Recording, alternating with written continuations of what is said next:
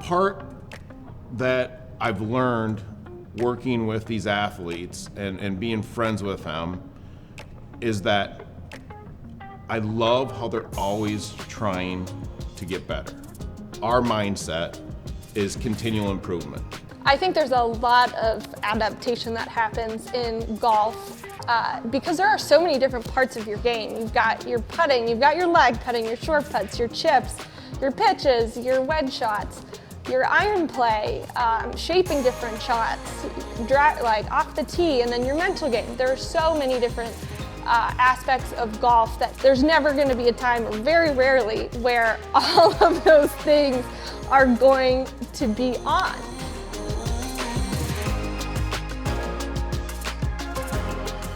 What do you still lean on more on the God-given gift of the ball striking, the driving, or do you now lean on statistics to help drive what it is you want to work on? Or is there a balance? Yeah, it's definitely a balance between being grateful and kind of going with what I got, and also working hard and kind of improving that and trying to make it as good as it possibly can be. Do you find yourself looking at your stats I more than you're comfortable?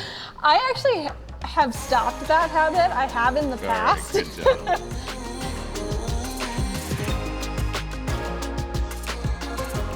I feel like your gut instinct in golf is really important, and I think it's very easy to overthink, especially when you have a caddy and you're trying to decide what club to hit, or is it a ball or two balls out on the right, and it depends on what speed you hit, and sometimes it's just better to go and hit the putt. I mean, how many times we're out just playing for fun and you're like, take one look at it and kind of hit it and it goes in.